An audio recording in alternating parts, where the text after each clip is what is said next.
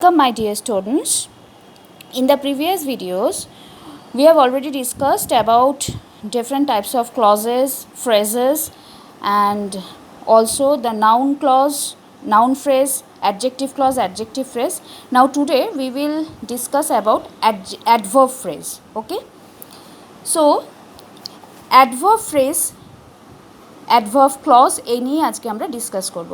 But what is an adverb phrase যদি বলি, তার আগে আমরা জানবো যে হোয়াট ইজ অ্যান অ্যাডভার্ব।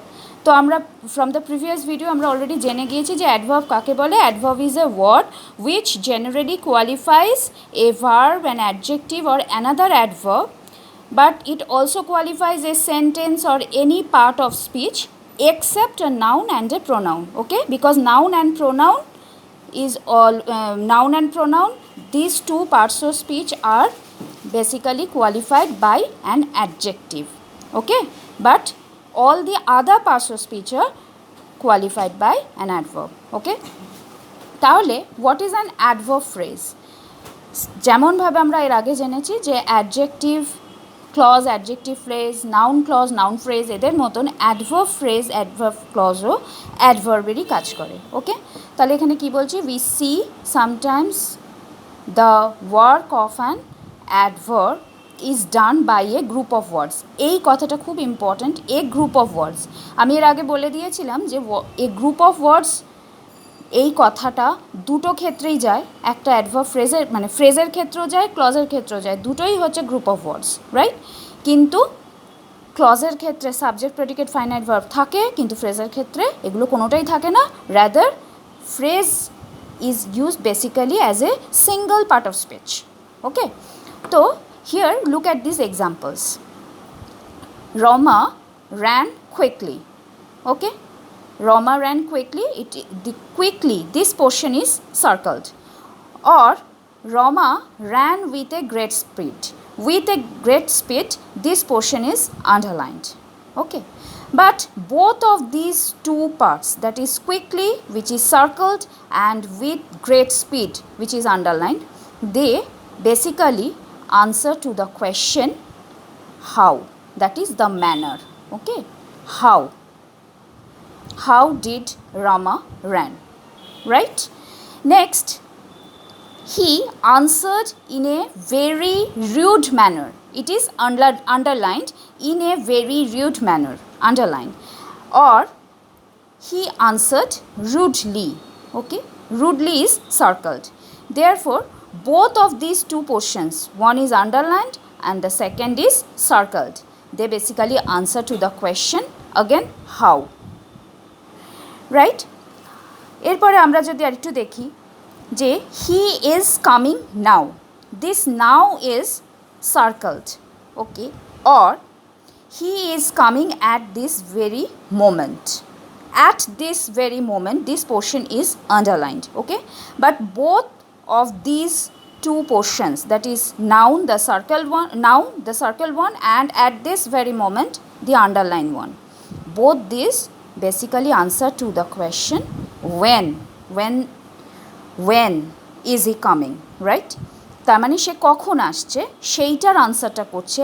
হয় আমি নাও বলতে পারি অথবা বলতে পারি অ্যাট দিস ভেরি মোমেন্ট, অর্থাৎ এই মুহূর্তে। অর্থাৎ আমরা একটা জিনিস দেখছি যে এখানে যে সমস্ত ওয়ার্ডগুলো সার্কেল করা হয়েছে সেগুলোই যদি এক্সপ্যান্ড করা হয় তাহলে এই আন্ডারলাইন পোর্শনটা বেরোচ্ছে। আবার এই আন্ডারলাইন পোর্শনের যে অংশটা সেটাকে যদি ছোট করে বলি তাহলে এই সার্কেল পোর্শনগুলো বেরোচ্ছে। তার মানে এর থেকে আমরা বুঝতে পারছি যে both of this two are basically same. তাহলে এই quickly, rudely, carelessly, these are all circled words, now, এগুলো সবই হচ্ছে অ্যাডভার্ব। আর এই অ্যাডভার্বগুলোকে যখন আমরা এক্সপ্যান্ড করছি, অর্থাৎ with great speed, in a very rude manner, at this very moment, এই সমস্ত এক্সপ্যান্ডেড পোর্শনগুলোকে আমরা বলছি অ্যাডভার্ব ফ্রেজ, কারণ এইগুলোর মধ্যে সাবজেক্ট, প্রেডিকেট, ফাইনাইট ভার্ব কিছুই আমরা দেখতে পাচ্ছি না। ওকে, তো just like a phrase, it is used as a single part of speech. Okay, তাই জন্যে এগুলোকে আমরা বলছি অ্যাডভার্ব ফ্রেজ, আর সার্কেল পোর্শনগুলোকে আমরা বলছি অ্যাডভার্ব ক্লজ। এবং এরকম আরও কত অ্যাডভার্ব সিঙ্গল অ্যাডভার্ব, যে আরও কতগুলো এক্সাম্পল আমরা যদি দেখি, the arrow fell here, it is সার্কেলড।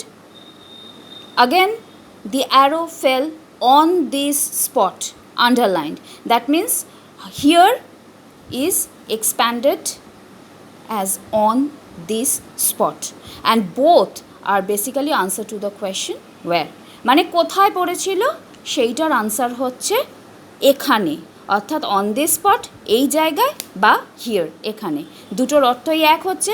তাই জন্যে সার্কেল পোর্শন হচ্ছে অ্যাডভার্ব, এবং যখন সেটা আন্ডারলাইন পোর্শনে যেটাকে এক্সপ্যান্ড করছি সেটা হয়ে গেল অ্যাডভার্ব ফ্রেজ।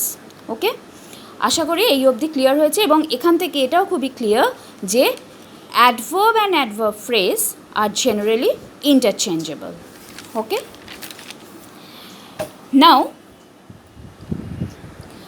তাহলে আমরা যদি এটাকে ডিফাইন করি, what is an adverb phrase, এটা আমরা বলতেই পারি an adverb phrase is a group of words, অর্থাৎ অ্যাডভার্ব ফ্রেজ হলো একটি শব্দের গুচ্ছ, একগুচ্ছ শব্দ, that does the work of an adverb, যেটা অ্যাডভার্বের কাজ করে, মানে অ্যাডভার্বের মতন যেগুলো ব্যবহার হয়। ওকে, আচ্ছা, এরপরে আমরা দেখব যে what is adverb clause. Adverb clause কাকে বলে? Now look at this examples. They rested at sunset. They rested at sunset. Here at sunset portion is underlined. Or if it is further expanded, তখন কি দাঁড়াচ্ছে? They rested when evening came. অর্থাৎ sunset means সন্ধেবেলা হচ্ছে যখন, তার মানে when evening came, এইটা হলো অ্যাট সানসেটকে এক্সপ্যান্ড করছি যদি ফার্দার, তখন এটাই দাঁড়াচ্ছে। এই পোর্শনটাকে আমি আন্ডারলাইন করেছি ওয়েন ইভিনিং কেম, ঠিক যেমন অ্যাট সানসেট পোর্শনটাকেও আন্ডারলাইন করেছি। অর্থাৎ অ্যাট সানসেট এবং ওয়েন ইভিনিং কেম এই দুটোই কিন্তু অ্যাকচুয়ালি আনসার করছে again when. When question, when দিয়ে যদি কোয়েশ্চেন করি, ওয়েন ডিড দ্য রেস্ট, কখন তারা রেস্ট করেছিল সেই সময়টা বোঝাতে একবার বলছি অ্যাট সানসেট, একবার বলছি ওয়েন ইভিনিং কেম, রাইট?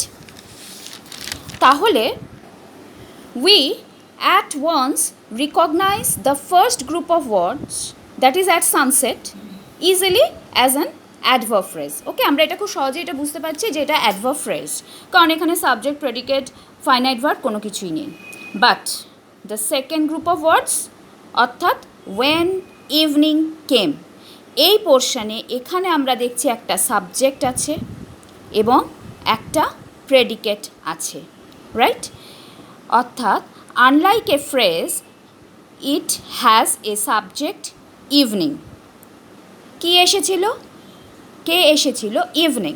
তার মানে evening is the subject and a predicate portion, came and when, both are the predicate portion, right? Including a finite verb, এখানে কি কেম, কেম হচ্ছে ফাইনাইট ভার্ব, তার মানে ইভিনিং হচ্ছে সাবজেক্ট, ওয়েন আর কেম এই দুটো পোর্শন হয়ে গেল প্রেডিকেট। যেহেতু ওয়েন আর কেম, এখানে প্রেডিকেটের একটা পোর্শন সাবজেক্টের আগে বসেছে আর বাকি পোর্শনটা অ্যাজ ইউজুয়াল সাবজেক্টের পরে বসেছে, এবং ফাইনাইট ভার্বটা সাবজেক্টের পরেই বসেছে, দ্যাট ইজ কেম।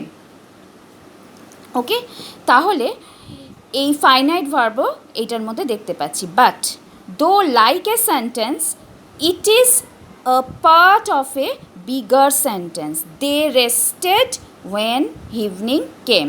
তার মানে কোটা সেন্টেন্সটা ছিল they rested when evening came, এবার সেটার কিছুটা অংশ দে রেস্টেড, এটা হয়ে গেল মেন ক্লজের আন্ডারে, অর্থাৎ প্রিন্সিপাল ক্লজ আমরা যেটাকে বলি।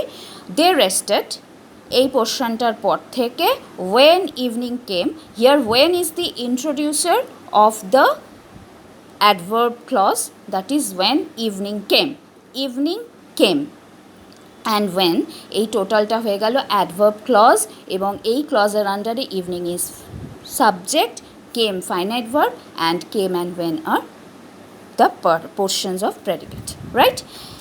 Therefore, since this group of words, again বলছি সাবজেক্ট প্রেডিকেট এবং ফাইনাইট ভার্ব থাকার জন্য এটা হয়ে গেল অ্যাডভার্ব ক্লজ, কিন্তু এটা কাজ করছে অ্যাডভার্বের মতনই। Therefore, to define an adverb clause, we may say an adverb clause is a group of words which contains a subject, a predicate, and a finite verb of its own, and obviously does the work of an adverb. ওকে, তার মানে adverb ক্লজের কাজ হচ্ছে অ্যাডভার্বের মতোই, এবং এই adverb ক্লজে একটা subject predicate এবং একটা ফাইনাইট ভার্ব থাকে। Look at the another example.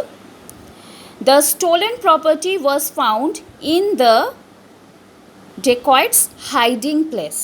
Okay, in the dacoit's hiding place, this portion is underlined, and we easily recognize it as adverb phrase because in the dacoit's hiding place এখানে কোনো রকম subject predicate finite verb কিছুই নেই, ডেকয়েটদের ডাকাতদের লুকানোর জায়গায়। But look at this second sentence. The stolen property was found where the dacoits were accustomed to hide. Okay, where the dacoits were accustomed to hide.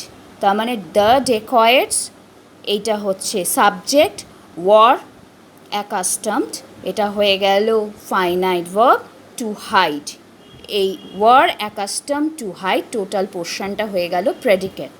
ওকে, তার মানে এইটা অবভিয়াসলি হয়ে গেল adverb clause with a subject, a predicate and a finite verb of its on.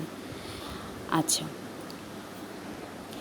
এখন adverb clause does the work of an adverb, যেটা আগে বলেছি in a sentence, কিন্তু এই adverb clauses can be introduced by any of the subordinate conjunctions, যে কোনো subordinate conjunction, কিন্তু excepting অর্থাৎ that, excepting that used in apposition, মানে দ্যাটটাকে বাদ দিলে কনজাংশন দ্যাট, যেটা আগে আমরা দেখেছি নাউন এবং অ্যাডজেক্টিভ দুটো ক্লজেই দেখেছি দ্যাট ইউজ হয়, কিন্তু সেটা কখনো এক্সপ্রেস থাকে কখনো আন্ডারস্টুড থাকে, কিন্তু এই ক্ষেত্রে that is not used, other than any kind of subordinate conjunctions are used, okay, as introducers. এরপরে আমাদের অ্যাডভার্ব ক্লজের অনেকগুলো ভাগ আছে, যেমনভাবে অ্যাডভার্বের অনেকগুলো আমরা ডিভিশন এর আগে শিখেছি, সেরকম অ্যাডভার্ব ক্লজেরও অনেক ক্লাসিফিকেশান আছে, সেইগুলো আমরা পরে পরে আরও ডিসকাস করবো। আশা করি এই অবধি তোমাদের ক্লিয়ার হয়েছে। Okay, watch the video and thank you.